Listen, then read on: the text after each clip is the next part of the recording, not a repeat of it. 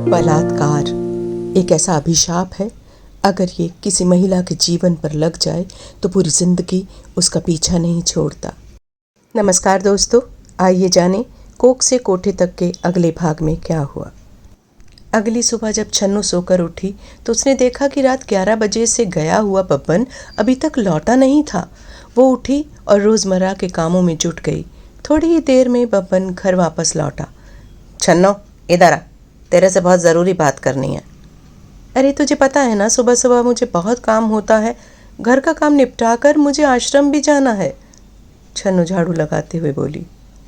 बब्बन उसके हाथ से झाड़ू छीनता हुआ बोला, अरे छोड़ ना इसे, पहले मेरी बात सुन। कल मैं तेरे से बोल रहा था ना कि तू किसी औरत की देखभाल कर सकती है या नहीं। हाँ हाँ बोला था। तो बॉस ने उस काम की जिम्मेदारी मुझे सौंपी है। अब तुझे ही करनी है उस औरत की देखभाल। देख, अभी वो थोड़ी गंभीर अवस्था में है, उसका इलाज चल रहा है। तुझे उसकी ठीक होने में पूरी मदद करनी है, समझ गई? अरे वो तो ठीक है, लेकिन कौन है वो जिसकी मुझको देख रेख करनी है? कुछ खुलकर बताएगा मुझे, छन्नो तमक कर बोली। सिन्हा साहब की रखेल, तारा जान।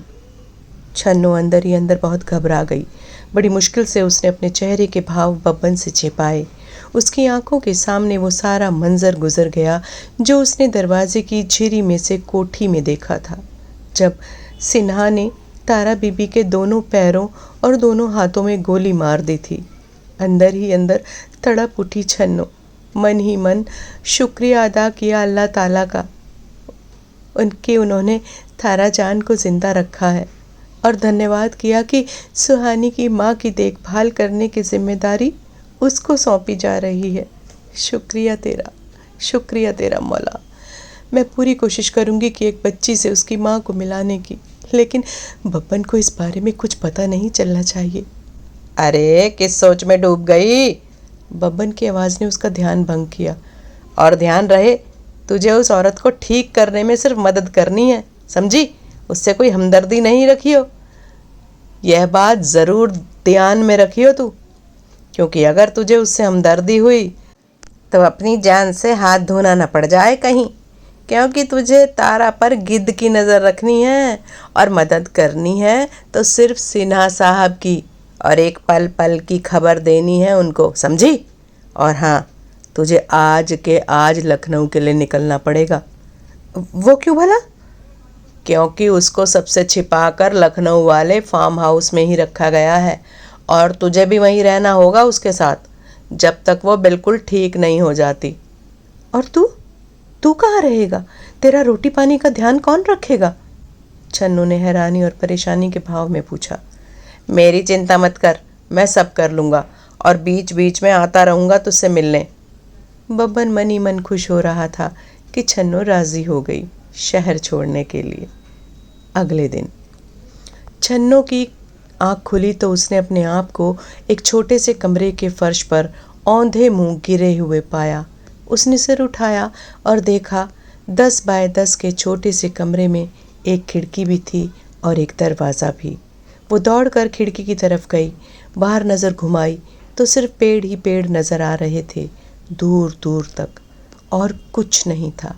वो तेज़ी से दरवाजे के पास गई, दरवाज़ा खोलने की कोशिश की, लेकिन दरवाज़ा बाहर से बंद था। या खुदा, मैं कहाँ हूँ? ये कौन सी जगह है? मुझे यहाँ कौन लाया है? बब्बन कहाँ है? न जाने कितने सवाल छन्नू के दिमाग में आते जाते रहे।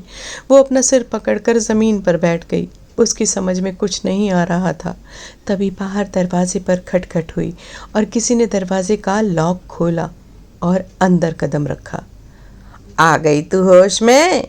वो बब्बन था। अरे बब्बन, तू? मैं बेहोश कैसे हो गई? मुझे यहाँ कौन लाया? क्या तू लाया? हमें तो लखनऊ जाना था ना? तभी बब्बन के पीछे से पाली और जीते ने एक साथ कदम रखा। एक और लंबा चौड़ा सा इंसान अंदर आया और बोला, यह बब्बन तेरा पति है? अब हमारे पास तेरे इस नए काम के बदले में रहन रहेगा, जब तक हमारा ये काम ख़त्म नहीं हो जाता तब तक। तूने अगर हमको धोखा देने की कोशिश की तो याद रख, हम बब्बन को मौत के घाट उतार देंगे और तुझे भी नहीं छोड़ेंगे। तो अपना काम ईमानदारी और मुस्तैदी से करना, समझ गई? जीते, जा इसे सितारा के कमरे में ले जा। बब्बन लपक कर छन्नू के पास आया और उसके कान में फुसफुसा कर बोला, मेरी जान अब तेरे हाथ में है छन्नू, और भूलना मत तेरा पति हूँ मैं। बहुत सोच समझ के कोई भी गलत कदम उठाना। अगर तुमने इनको धोखा देने की कोशिश की तो ये बड़े जालिम लोग हैं, मुझे मार डालेंगे। बब्बन बनावटी डर दिखाते हुए बोला। छन्नू समझ गई थी कि वो किसी गहरे षड्यंत्र का शिकार हो गई है और उसका पति भी उनके साथ मिला हुआ है।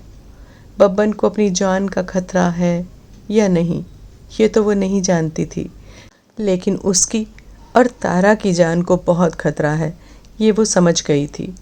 उसने खुद को शांत रखकर सबसे पहले यहाँ चल क्या रहा है ये जानने का निर्णय लिया, और अंदर ही अंदर उसे चिंता भी थी, तो सिर्फ सुहानी की, क्योंकि कोई नहीं जानता था कि सुहानी उसकी अम्मी के पास है।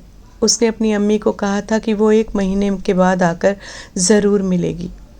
छन्नू छन्नू क्या सोचने लगी? जा जीते के साथ जा। बब्बन ने उसे कंधा पकड़कर हिलाया। छन्नू चुपचाप सर झुकाकर उसके पीछे चली गई।